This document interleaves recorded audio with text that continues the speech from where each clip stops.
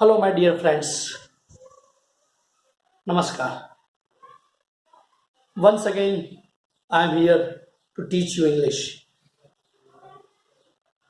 અહીંયા જે આપણે ટોપિકને ડિસ્કસ કરવા જઈ રહ્યા છે, જેની આપણે ચર્ચા કરવા જઈ રહ્યા છે, એ ટોપિક ખૂબ જ મહત્વનો છે. તમે અગાઉ ધોરણ 9 અને 10માં પણ એ ટોપિક ભણી ગયા છો, પણ ફરીથી આપણે 11 12માં એને થોડું વિસ્તૃતમાં સમજીએ. અને જે ખૂબ જ મહત્વનો ટોપિક છે ધોરણ 11 અને ધોરણ 12ના સ્ટુડન્ટ્સ માટે, અને એમ કહીશ તો સ્કોરિંગ પણ છે. તો આ જે વિડીયો છે ધોરણ 11 અને 12 બંને માટેનો છે.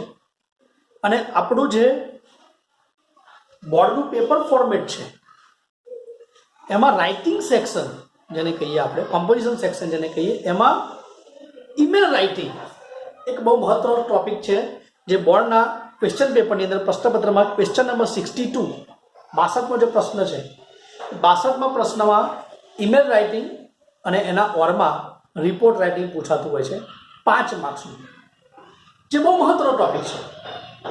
5 માર્કમાંથી આપણે ઓછામાં ઓછા 4 માર્ક્સ આરામથી જો એમાં મેળવી શકીએ, જો આપણે એને બરાબર ફોર્મેટ પ્રમાણે વ્યવસ્થિત લેંગ્વેજની અંદર અને વ્યવસ્થિત જો આપણે ઈમેલ લખીશું તો definitely we will get 4 out of 5. એટલે સરળતાથી એમાં સારો એવો સ્કોર કરી શકીએ છીએ. જો વિદ્યાર્થીઓ અંગ્રેજીમાં સારો સ્કોર કરવા માગે છે, એમને ઈમેલ રાઇટિંગમાં ખાસ ફોકસ કરવાની જરૂર છે. તો ઈમેલ રાઇટિંગ આજે આપણે એની ચર્ચા કરીએ છીએ. તો અહીંયા મેં સ્ટાન્ડર્ડ 11 12 બંને માટે લખ્યું છે ઇંગ્લિશ ઈમેલ રાઇટિંગ, જે આપણા રાઇટિંગ સેક્શનની અંદર question number 62 section E question number 62 email writing આવે છે. આપણે 5 માર્ક્સનું બોર્ડની અંદર કેટલા માર્ક્સનું છે? આ 5 માર્ક્સનું. તો સૌથી પહેલાનું ફોર્મેટ સમજતા પહેલા તમે થોડું ઈમેલની વાત કરી દઈએ, આપણે થોડું પ્રસ્તાવના વાત કરી લઈએ. તો ઈમેલ એટલે ઇલેક્ટ્રોનિક મેઇલ. પહેલાના જમાનાની અંદર આપણે પત્ર વ્યવહાર કરતા હતા, એ પત્ર વ્યવહારનું માધ્યમ હતું ટપાલ, જેને આપણે અંગ્રેજીમાં મેલ કહેતા હતા. હવે શબ્દ આવ્યો ઈમેલ. આજકાલ ઈ શબ્દ તરીકે આગળ જતો છે ઈમેલ, બરાબર? તો ઈ એટલે ઇલેક્ટ્રોનિક મેઇલ, ઇલેક્ટ્રોનિક સાધનના માધ્યમથી જે આપણે ટપાલ મોકલીએ છીએ ને આપણે ઈમેલ કહીએ છીએ. અને આજકાલ એનું ચલણ પણ ખૂબ વધી ગયું છે. આજે જ્યારે ઇકો ફ્રેન્ડલી વાત કરીએ, આપણે પર્યાવરણને બચાવવાની વાત કરીએ, તો પેપરલેસ વર્ક જ્યારે થતું હોય કે જ્યાં કાગળનો ઓછો ઉપયોગ, ત્યાં ઈમેલનું ચલણ વધ્યું છે. અને એ ઈમેલનું ચલણ વધવાને કારણે હવે આપણે ઈમેલથી ખૂબ જ પરિચિત રહેવું પડશે. As a student of commerce, આપણે કોમર્સના સ્ટુડન્ટ જો હોઈશું કે સાયન્સના હોઈશું કે એક સામાન્ય નાગરિક હોઈશું, પણ ઈમેલ એ હવેનું ચલણ વધી ગયું છે. તો આપણે એને વ્યવસ્થિત ફોર્મેટમાં સમજવું ખૂબ જ જરૂરી છે. તો સૌથી પહેલાં થોડી એની બેઝિક વાત કરી લઈએ આપણે ઈમેલની. તો ઈમેલ જે છે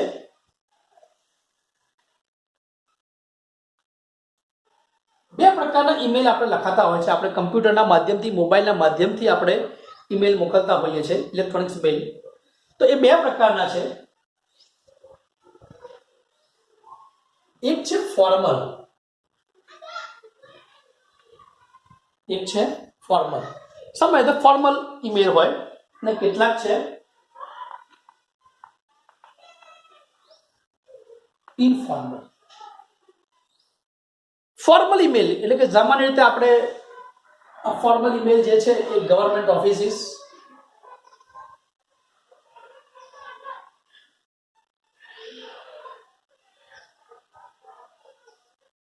ગવર્મેન્ટ ઓફિસ, કોઈ ઇન્સ્ટિટ્યૂટ, બરાબર? તો એવી જગ્યાએ જ્યાં લેટર લખીએ કે જેને ચોક્કસ ફોર્મેટમાં આવેલું હોય, બરાબર? મોટી મોટી ઓફિસમાં લેટર લખીએ, બેંકમાં લખીએ, જીઈબીમાં લખવાનું હોય, તો એ બધી જગ્યાએ જે આપણે લેટર લખીએ છીએ, સંસ્થાઓની અંદર કોઈ લેટર લખવાનો, મેલ કરવાનો હોય, તો આ બધા જે લેટર્સ છે, કોઈ સંસ્થાને કોઈ પેઢીમાં લખવાનું હોય, બરાબર?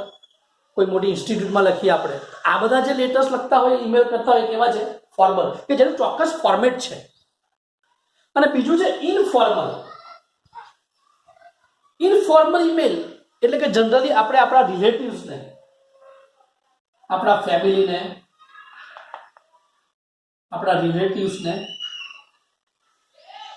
ફ્રેન્ડ્સ, એ બધાને જે લેટર્સ લખીએ એ બધા કેવા છે? ઇનફોર્મલ.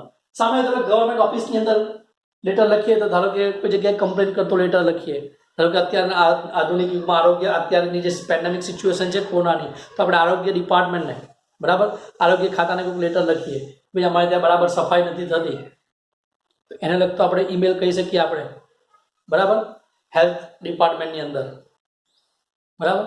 તો એ ગવર્મેન્ટ ઓફિસમાં આપણે ઈમેલ કર્યો, બરાબર. બેંકની અંદર ધારો કે બેંકમાં મારે ઈમેલ કર્યો છે, મારે એજ્યુકેશન લોન લેવી છે, તો હું બેંકના મેનેજરને કે બેંકની જે સાઇટ છે એના પર મેલ કરીને માહિતી માગું, બરાબર, ભાઈ getting information regarding educational loan, શૈક્ષણિક લોન માટેનો ઈમેલ કરીએ આપણે. તો આ બધા જે લેટર્સ આપણે ફોર્મલ કરીએ. જેને ફેમિલીની અંદર આપણે રિલેટિવ્સ ને ફ્રેન્ડ્સને, આપણે કોઈ ફ્રેન્ડ્સ છે, ફેમિલી છે, ફેમિલીમાં આપણો મોટો નાનો ભાઈ છે, નાના ભાઈએ 10th સારા પર્સન્ટેજ મેળવ્યા, તો એને લગતો આપણે મેલ કરીએ, એને કોંગ્રેચ્યુલેશન લખતો, બરાબર. જે તમારા 10th શીખી ગયા મોસ્ટલી ફોર્મલ લેટર આપતા હતા, બર્થડે વિશ કરતો, એને બર્થડે પાર્ટીમાં ઇન્વાઇટ કરતા, આ બધા જે લેટર્સ આપણે જે મેલ કરતા હતા એ બધા કેવા છે? ઇનફોર્મલ.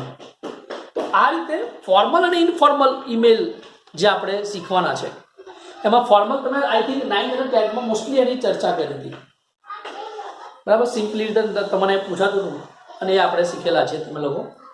હવે જે ઇનફોર્મલ ઈમેલ્સ છે, આપણે બધા જ ઈમેલ્સની ચર્ચા કરવાની છે, આપણે ઈમેલ્સનું ફોર્મેટ આખું શીખવાનું છે અને એ પ્રમાણે આપણે એની અંદર સારી રીતે મેલ લખતા શીખી જવાનું છે. તો એનું ફોર્મેટ મેં લખ્યું છે, ખાસ ધ્યાન આપો કે ફોર્મેટને તમે જો અનુસરશો તો તમે બહુ સારી રીતે મેલ તમારા ક્વેશ્ચન નંબર 62 ની અંદર તમે સારું લખી શકશો મેલ. તો અહીંયા ફોર્મેટ ઓફ ઈમેલ લખ્યું છે. એમાં પહેલું છે ફ્રોમ. ફ્રોમ એટલે કે ભાઈ જે વ્યક્તિ ઈમેલ લખે છે તે, જેને આપણે બહુ એપ્લિકેશનની ભાષાની અંદર સેન્ડર્સ એડ્રેસ કહેતા હતા. આપણે સેન્ડર્સ એડ્રેસ એટલે કે જે મોકલનાર જે છે એનું સરનામું. હવે આપણે સૌ જાણીએ છીએ કે ભાઈ ઈમેલમાં કેવું પ્રકારનું સરનામું આવે છે. તો ફ્રોમ એટલે ઈમેલ મોકલનારનું સરનામું. તો એમાં આપણે કેવી રીતે કરતા હોઈએ છીએ? ધારો કે ફોર એક્ઝામ્પલ હું ઈમેલ લખતો હોઉં તો હું અહીંયા ફ્રોમમાં મારું સરનામું લખીશ. સરનામું એટલે ઘરનું સરનામું નથી લખવાનું, સિમ્પલી ઈમેલનું સ્પેસિફિક સરનામું આવે છે કે ભાઈ જતીન, GATIN, જતીન ઉપાધ્યાય @hotmail.com આવી ગયો. તો એ ફ્રોમ ઈમેલ મોકલનારનું નામ, જે એડ્રેસ છે એ, જે ઈમેલ લખે છે તે, સેન્ડર્સ જેને કહીએ આપણે, બરાબર. ફોર એક્ઝામ્પલ એ લખું છું કે ભાઈ જતીન ઉપાધ્યાય @hotmail.com, ગેપ નથી રાખવાની, hotmail.com. તો આ કોને જે ઈમેલ લખે છે તે લખનારનું, મોકલનારનું સરનામું. બીજું છે ટુ. જે ટુ છે એ ટુમાં તમારે જેને ઈમેલ લખવાનો છે એનું સરનામું. ધારો કે અહીંયા હું ઈમેલ કોઈ એમેઝોન કંપનીને લખીએ છીએ આપણે, બરાબર છે, કે એમેઝોન કંપનીમાંથી મેં કશું મંગાવ્યું અને મને એમાં મોબાઈલ મંગાવ્યો મેં એમેઝોનમાંથી, અને એ એમેઝોનના મોબાઈલની અંદર મને જે મારા ફંક્શન્સ જે લોકોએ ડિસ્ક્રાઇબ કર્યા હતા, ડિસ્ક્રિપ્શન આપ્યું હતું એ પ્રમાણે એની અંદર 6GB લખ્યું હતું કે ભાઈ 6GB રેમ છે ને આટલા મેગાપિક્સલ કેમેરો છે. એના બદલે એના ફીચર્સ મોબાઈલમાં ચેક કરતાં ઓછા દેખાયા, બરાબર. એટલે તમને જે મોડલ તમે માગ્યું હતું એના બદલે બીજું મોડલ તમને મોકલી આપ્યું છે, પૈસા પેલા મોડલના કપાઈ ગયા છે. તો તમે એને રિપ્લેસ કરવો છો, રિટર્ન કરો છો, કમ્પ્લેન કરો છો ભાઈ આ તમે મોબાઈલ રિફંડ લઈ લો, પાછો લઈ લો અને મને બીજો મોબાઈલ, જો ઓરિજિનલ મોબાઈલ જે મેં માગ્યો છે એ મને મોકલી આપો, બાય મિસ્ટેક એમાંથી મોકલાયો હશે. તો એને લગતો આપણે ઈમેલ કરતા હોઈએ તો આપણે સામે એમેઝોનનું એડ્રેસ કરતા હોઈએ તો એમેઝોનનું એડ્રેસ ટુ, બરાબર. તો ફોર એક્ઝામ્પલ એટલે અહીંયા આપણે કોનું એડ્રેસ લખીશું?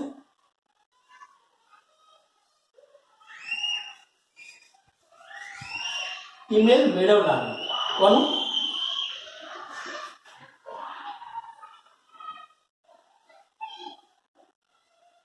ઈમેલ મેળવનારનું સરનામું. એટલે કે ભાઈ અહીંયા લખીએ છે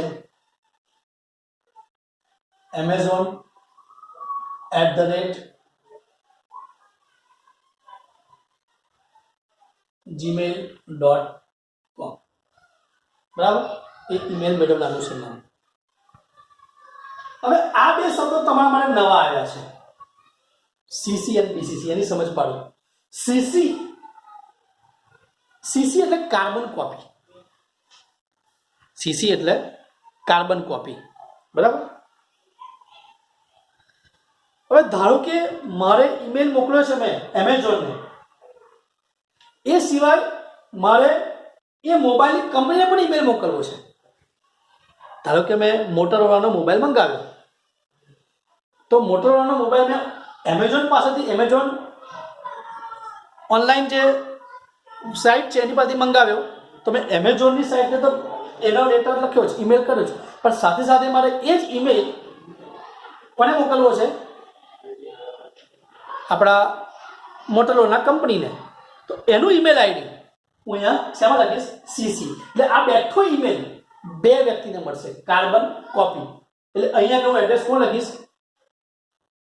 બીજી વ્યક્તિનું ઈમેલ આઈડી. બીજા શબ્દોમાં તમને સમજાવું, ખાસ કરીને સીસી, કે મારે મેલ કરવો છે કોઈ, ચલો મારા સરની બર્થડે છે ને એની પાર્ટીનું ઇન્વિટેશન મારે મોકલવું છે મેલ થ્રુ, બરાબર. પેપરલેસ વર્ક છે તો મેં મારા બે મિત્રોને ઇન્વાઇટ કરવા છે, એક મિત્રને મેં લખ્યું ઈમેલ આઈડી, એને જેને મોકલવાનું છે. અહીંયા મારું jatinupadi@hotmail.com ટુ pranaysa@gmail.com પ્રણયને આમંત્રણ આપ્યું. પછી મારે બીજા કોઈને પણ આમંત્રણ આપવું છે, ભાઈ jignesh@gmail.com. Carbon copy. આ જ ઈમેલ બેઠો કોને જાય? પ્રણયને પણ મળે અને કોને મળે? જિગ્નેશભાઈ. બંને બે મેલ મળી ગયા. તો એ સીસીમાં લખાય કાર્બન કોપી. જેમ કાર્બન આવે બ્લુ કલર, એમાં કેવું કોપી થાય, એ રીતે આ મેલ આ બંનેને જશે. નવો શબ્દ આવે તમારા માટે બીસીસી. બીસીસી એટલે બ્લાઇન્ડ કાર્બન કોપી. બીસીસી એટલે blind carbon copy. Blind carbon copy એટલે શું? કે ધારો કે હવે અહીંયા પ્રણય સાહેબને મોકલ્યું કે ભાઈ pranay@gmail.com, બરાબર. અહીંયા મેં જિગ્નેશભાઈને મોકલ્યું jignesh@gmail.com. તો પ્રણયને અને જિગ્નેશ બંનેને ખબર પડી કે ભાઈ આ જે મેલ છે પ્રણયને મોકલવામાં આવે છે અને જિગ્નેશને પણ મોકલવામાં આવે છે. પણ મારે મેલ એવી રીતે મોકલવો છે કે ભાઈ આ બેનને ખબર ના પડે એવી એક વ્યક્તિને પણ ઇન્વિટેશન આપવું છે. મારા સનની બર્થડેમાં આ બેને ઇન્વિટેશન આપ્યું મેં મેલ દ્વારા, પણ બીજી એક વ્યક્તિને ઇન્વિટેશન આપવું છે જેનું આ બેને ખબર પડે નહીં. આ જ મેલ મારે મોકલવો છે. તો હું અહીંયા પ્રણયભાઈને ઇન્વિટેશન આપ્યું, અહીંયા જિગ્નેશભાઈને ઇન્વિટેશન આપ્યું, એ જ ઈમેલની કોપી કરી, બરાબર. પણ બીસીસી એટલે બ્લાઇન્ડ કાર્બન કોપી, એમાં હું એવી વ્યક્તિને ઈમેલ કરીશ કે જેની ખબર આ બેને પડશે નહીં. હું એમ કહું કે મારે અન્ય વ્યક્તિને કે ભૌતિકને ઇન્વિટેશન આપવું છે, પણ જે ભૌતિકને મેં ઇન્વિટેશન આપ્યું છે એ હું પ્રણયને કે જિગ્નેશને ખબર પડવા દેવી નથી, સરપ્રાઈઝ આપવી છે, બરાબર. તો હું અહીંયા આગળ બ્લાઇન્ડ કાર્બન કોપીમાં લખીશ ભૌતિક 124@hotmail.com. ભૌતિક 124@hotmail.com. તો આ જે ઈમેલ આઈડી આવ્યું બીસીસી ની અંદર, એ બ્લાઇન્ડ કાર્બન કોપી આ બેને એટલે કે પ્રણયને ને જિગ્નેશને ભૌતિકને આ જ મેલ ગયો છે એવું ખબર પડશે ને એટલે એનામાં શબ્દ કયો આપણે બ્લાઇન્ડ એટલે અંધ એટલે આને ઈમેલ મળ્યો છે એવું પ્રણય કે જિગ્નેશને ખ્યાલ આવશે નહીં. એ મને ખબર હશે ખ્યાલ આવે પણ અમને ખબર પડશે નહીં. તો આ થયું BCC. સોરી. પછી ડેટ તારીખ, જે આપણે ઈમેલ મોકલીએ છીએ એની આપણે ડેટ લખવાની છે, તારીખ મારવાની છે. કે જે તારીખે લખીએ છીએ ફોર એક્ઝામ્પલ કે આજે લખીએ છીએ બરાબર, તો 19 ઓક્ટોબર 2020. ત્યારબાદ સબ્જેક્ટ, જે તમે ઈમેલ લખો છો એનો સબ્જેક્ટ. ધારો કે મેં અહીંયા આગળ ઈમેલ શેમાં લખી દો કે મારા સનની બર્થડે પાર્ટીમાં ઇન્વિટેશન આપવા, તો invitation for birthday party of my son, sorry invitation of birthday party of my son. એ શું થયું એનું સબ્જેક્ટ, બરાબર, એટલે કે વિષય. તો આ મહત્વનો પોઈન્ટ થયો. આટલી વસ્તુ મહત્વનું આપણા ઈમેલ રાઇટિંગની જે ફોર્મેટ છે એમાં જોઈશે કે તમારું 2 માર્ક્સનું આખું થઈ ગયું ફોર્મેટ. આટલું તમે લખો એટલે તમને 2 માર્ક્સ આરામથી મળી જાય. જ્યારે ઈમેલ રાઇટિંગ લખો ત્યારે આટલું તો તમારે અવશ્ય લખો. આ 2 માર્ક્સનું આખા બોર્ડની અંદર ફોર્મેટ છે. ત્યારબાદ સેલ્યુટેશન એટલે કે સંબોધન. સંબોધનમાં બહુ મહત્વની વસ્તુ છે. જ્યારે તમે ફોર્મલ લેટર લખતા હોય ત્યારે ત્યાં આગળ તમે રિસ્પેક્ટેડ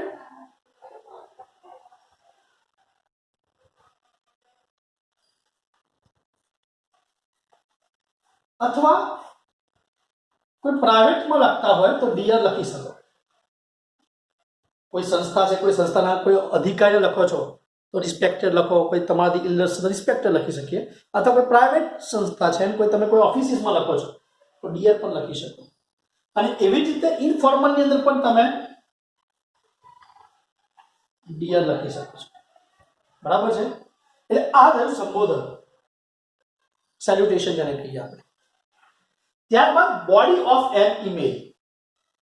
ઈમેલનો મેઇન ભાગ, હાર્દ જેને કહીએ આપણે, બોડી કહીએ, કે જેની અંદર શરૂઆતની અંદર તમે તમારું પોતાનું ઇન્ટ્રોડક્શન આપો અને જે મુખ્ય બાબત છે જેના માટે તમે ઈમેલ લખો છો એ બાબત તમારા આ પોઈન્ટમાં આવશે, બોડી ઓફ એન ઈમેલ. જેમાં તમે બધી માહિતી, ધારો કે ફોર એક્ઝામ્પલ તમે તમારા બર્થડે પાર્ટીમાં ઇન્વિટેશનમાં લખો છો તો લખો છો કે હેલો માય ડિયર ફ્રેન્ડ, બરાબર, dear friend, how are you all? I am fine, you all are, I hope that you all are fine there. અને પછી તમે લખો I am inviting you on the birthday party of my son Maharsh on so and so date. બરાબર. તમે એમાં આખું એ body છે, main part છે કે જેમાં તમે જે પર્પઝથી ઈમેલ લખો છો, જે હેતુથી ઈમેલ લખો છો એની માહિતી આપો છો.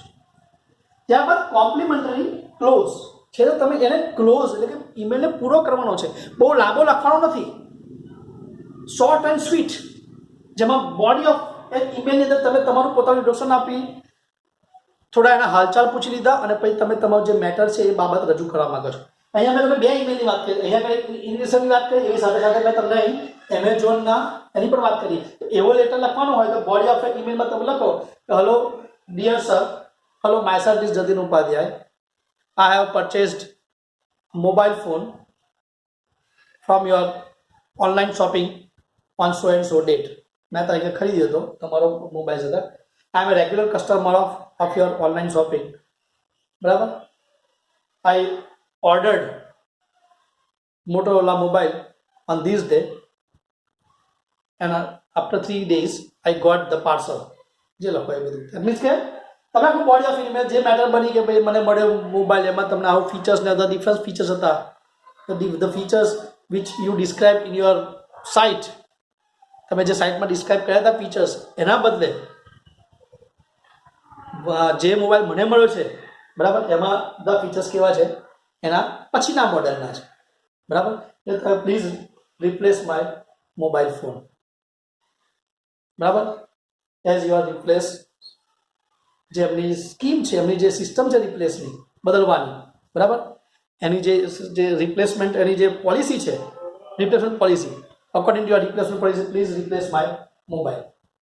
એ તમારું ધેટ મીન્સ કે બોડી ઓફ એન ઈમેલ. અને કોમ્પ્લિમેન્ટરી ક્લોઝ, તમે એમાં કોમ્પ્લિમેન્ટરી ક્લોઝ કરો સર કે તમે મને આવી રીતે મોબાઈલ બદલી આપશો, I hope that you will do sum નીડફુલ in this matter. બરાબર, અને એને કહેવાય કોમ્પ્લિમેન્ટરી ક્લોઝ, એટલે કે મોબાઈલને ક્લોઝ, એટલે કે તમારે જે ઈમેલ છે એને ક્લોઝ કરવાનો છે.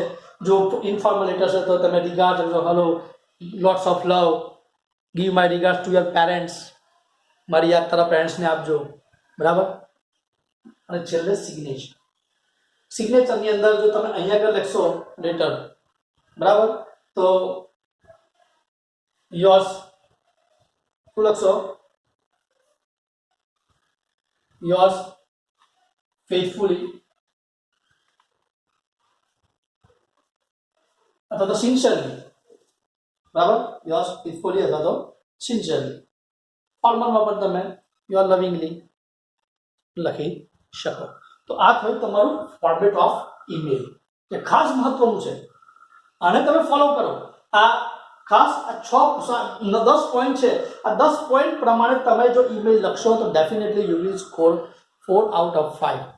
જો એમાં પણ તમારો જો બોડી ઓફ એન ઈમેલ અને કોમ્પ્લિમેન્ટરી ક્લોઝ, તમારી body of email without errorless, ગ્રામરની એરર વગર, કોઈ પણ ભૂલ વગર, તમારી સેન્ટેન્સ પેટર્ન પરફેક્ટ હશે, ગ્રામેટિકલ પરફેક્ટ, તમારી લેંગ્વેજ સારી હશે, તો ઘણા સારા માર્ક્સ તમે મેળવી શકશો. એટલે ઈમેલ સ્કોરિંગ છે. એટલે આ ફોર્મેટ તમે પહેલા તમે નોટબુકમાં ઉતારો. ખાસ આ ફોર્મલ ઇન્ફોર્મલ તમારી ખાલી માહિતી માટે લખ્યું છે.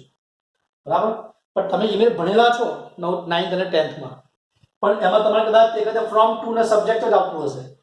પણ હવે આપણે થોડું એને એલેબોરેટ કરીએ, કારણ કે હવે ઈમેલ આપણા ઘણા બધા છોકરાઓ આપણે કરતા જ હોઈએ છીએ. આપણે આપણા મોબાઈલમાં ઇનબિલ્ટ જ છે જીમેલ, અને આપણે ઈમેલ કરતા હોઈએ છીએ ઘણીવાર.